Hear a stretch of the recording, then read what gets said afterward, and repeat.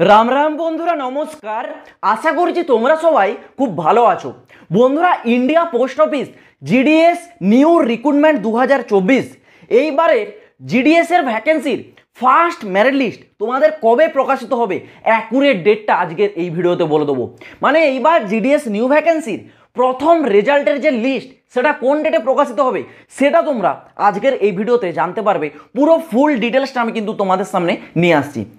এইবারে তোমরা অনেকে একটা জিনিস আমাকে কমেন্ট করেছো, সেই কমেন্টটা আমি দেখেছি, আর দেখে যেটা আমি ভাবছি যে এই ভুলগুলো যদি তোমরা করো না, ফর্মটা কিন্তু 100% রিজেক্ট হবে। মানে বলতে পারো এই ভুলটা যারা করেছে সবার ফর্ম এইবার 100% রিজেক্ট হবে, কেউ আটকাতে পারবে না। তোমরা সেই ভুলটা করেছো কিনা সেটাও আজকের এই ভিডিওতে জানতে পারবে, এবং তোমাদের কি কি ভুল, যে তোমাদের ফর্মের এডিটিং উইন্ডোটা খুলবে 6 আগস্ট, 7 আগস্ট, 8 আগস্ট, এই যে 3 দিন কি কি ভুল তোমরা এডিট করতে পারবে আর কি কি এডিট করতে পারবে না, সেটাও আজকে এই ভিডিওতে তোমাদেরকে ডিটেলসে একেবারে ক্লিয়ার করে দেবো। তো ভিডিওটা তোমাদের জন্য খুবই গুরুত্বপূর্ণ ভিডিওটা কিন্তু কেউ একটু স্কিপ করবে না, কোনো পয়েন্ট তোমরা মিস করবে না। পুরো ভিডিওটা দেখো, ফুল নলেজফুল ভিডিও কিন্তু এটা তোমাদের জন্য। প্রথমে বলে রাখি, এইবার 2024-এর জিডিএসে প্রথম মেরিট লিস্ট কবে প্রকাশিত হবে, কিন্তু তার আগে 2023 সালের আমি পুরো ডেটাটা নিয়ে আসছি, সেই ডেটাটা একবার তোমরা দেখে নাও, তাহলে আরও বিষয়টা ক্লিয়ার হয়ে যাবে। প্রথমে 2023 সালে জিডিএসের প্রথম যে ভ্যাকেন্সি তোমাদের জারি করেছিল সেটা জিডিএস শিডিউল 1 নামে, যেখানে টোটাল শূন্যপদ ছিল 40,889। 40,889 পদে জিডিএস 2023 সালে শিডিউল 1-এর ভ্যাকেন্সি জারি করে, যার ফর্ম আবেদনটা শুরু হয় কবে থেকে? 27 জানুয়ারি থেকে। 27 জানুয়ারি থেকে ফর্ম আবেদন শুরু হয়। ফর্ম আবেদনটা শেষ হওয়ার পর 3 দিন এডিটের অপশন দেয়। তো ফর্ম আবেদনের লাস্ট ডেটের পর 3 দিন যুক্ত করার পর তোমাদের যে ডেটটা আসছে সেটা কত না 19 ফেব্রুয়ারি। মানে ফর্ম অ্যাপ্লাই করার পর এডিট করে যে কার্যক্রম সেটা চলেছিল কিন্তু 19 ফেব্রুয়ারি 2023 পর্যন্ত, এবং 19 ফেব্রুয়ারি 2023 পর্যন্ত তোমাদের ফর্মের টোটাল কার্যক্রম চলার পর প্রথম লিস্ট তোমাদের যে জারি হয় সেটা কিন্তু 11 মার্চ 2023। মানে এখানে ফর্ম অ্যাপ্লাই লাস্ট ডেট থেকে তোমাদের এখানে রেজাল্টের যে দিন সেটা কিন্তু 20 দিন, দেখতে পাচ্ছ 20 দিনের মধ্যে তোমাদের কিন্তু শিডিউল 1-এর যে প্রথম মেরিট লিস্ট সেটা কিন্তু জারি করে দেয়। মানে 20 দিনের মাথায় তোমাদের প্রথম লিস্ট জারি হয়ে গেছিলো জিডিএস শিডিউল 1-এর। এবার দেখো মাঝখানে একটা কিন্তু জিডিএস আবার ভ্যাকেন্সি জারি করেছিল 2023-এর ক্ষেত্রে, জিডিএস স্পেশাল সার্কেল। এই ভ্যাকেন্সিটা কেন জারি করেছিল? কারণ জিডিএসের নতুন নতুন ব্রাঞ্চ ওপেন হচ্ছিল আর সেখানে জিডিএসের কর্মীর প্রয়োজন ছিল। সেই ক্ষেত্রে মাঝখানে আবার একটি জিডিএস স্পেশাল ড্রাইভ নামে নতুন নিয়োগ জারি করে, যার টোটাল শূন্যপদ ছিল 12,828। এই ভ্যাকেন্সির জন্য ফর্ম অ্যাপ্লাই শুরু হয়েছিল কবে থেকে না এখানে তোমাদের 22 মে থেকে, ঠিক আছে, 22 মে থেকে তোমাদের ফর্মটা কিন্তু আবেদন শুরু হয়, এবং তোমাদের আবেদনের যে লাস্ট ডেট থাকে সেটা কিন্তু তোমাদের এখানে কত 14 জুন 2024, ঠিক আছে, 14 জুন 2023, ঠিক আছে, 14 জুন পর্যন্ত ফর্মটা আবেদন চলে। মানে ফর্ম আবেদন তো তোমাদের 12 জুনে শেষ হয়ে গেছিলো, কিন্তু 13, 14, ঠিক আছে, সরি 11 জুনে তোমাদের ফর্মটা অ্যাপ্লাই শেষ হয়ে গেছিলো। 12, 13, 14 3 দিন তোমাদেরকে এডিটিংয়ের টাইম দিয়েছিল, মানে 14 জুন পর্যন্ত তোমাদের কিন্তু কার্যক্রম চলেছিল। তারপর 14 জুনের পর তোমাদের যে প্রথম লিস্ট জারি করে স্পেশাল সার্কেলে সেটা কিন্তু ছিল কবে না 7 জুলাই 2023। 7 জুলাই কিন্তু তোমাদের মেরিট লিস্ট জারি করে, আর তোমাদের ফর্ম অ্যাপ্লাই থেকে তোমাদের লিস্টের যে ডেট ছিল সেটা কিন্তু 23 দিন। মানে 23 দিনের মাথায় স্পেশাল সার্কেলের যে প্রথম লিস্ট সেটা কিন্তু জিডিএস জারি করে দেয়, ঠিক আছে। তো এই গেল তোমাদের জিডিএস স্পেশাল সার্কেল।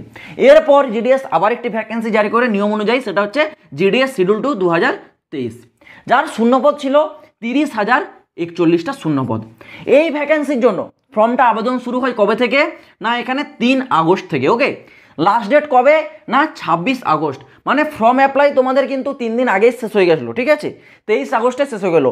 24, 25, 26 3 দিন ছিল ফর্ম এডিটিংয়ের টাইম। এডিট যে ডেট সেটা মেলার পরে এখানে কিন্তু 26 তারিখ আসছে। আর এখানে যে প্রথম লিস্ট জারি হয়েছিল সেটা ছিল কবে না 6 সেপ্টেম্বর। দেখো এখানে কিন্তু লিস্টটা জারি হয়ে যায় মাত্র 11 দিনের মাথায়।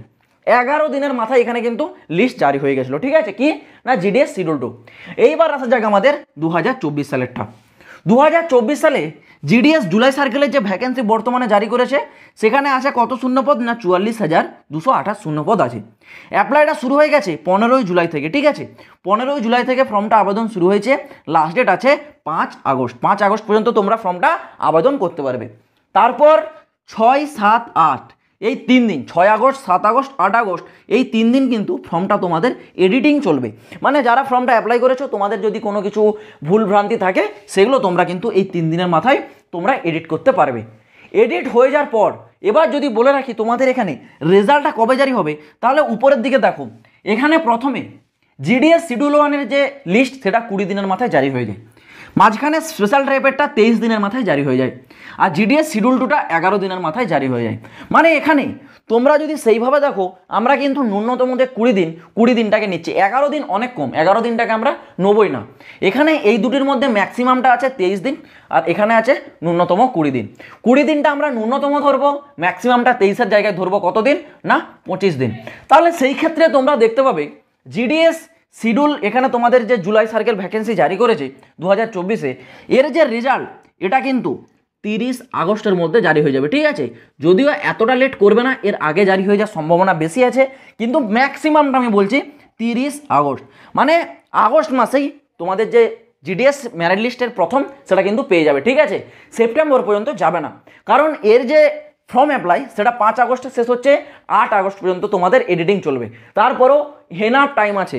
যদি বলে রাখি এখানে তোমাদের সিলেকশনটা সবাই জানো মেরিট বেস্টের উপর হয়, আর এই মেরিট বেস্টটা কেউ হাতে করে তৈরি করে না, কম্পিউটারাইজভাবে তৈরি করা হয়। তোমরা ফর্মটা অ্যাপ্লাই করছো কম্পিউটারের মাধ্যমে, কিন্তু তোমাদের ফর্মের যে লিস্ট মেরিট লিস্ট সেগুলো কিন্তু জারি করা হয়। যার পার্সেন্টেজ বেশি তাদের নাম কিন্তু তাড়াতাড়ি জারি করে দেওয়া হয়, সেই ক্ষেত্রে এই মেরিট লিস্টটা খুব তাড়াতাড়ি তৈরি হয়ে যায়, কোনো টাইম এখানে বেশি লাগে না।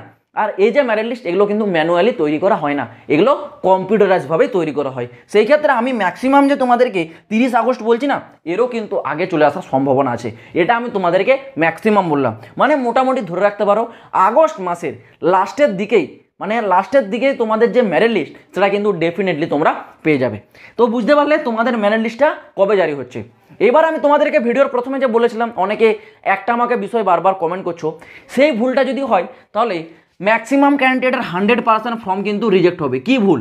অনেকে বেশি একটু বুদ্ধিমান নিজেকে মনে করে, নিজে একটু বেশি করে বুদ্ধি লাগাচ্ছে। কি তোমরা জানো এখানে জিডিএসে যারা এসটি এসসি ফিমেল আছে, পিডাব্লিউডি আছে, তাদের কোনো ফর্ম ফিস লাগছে না।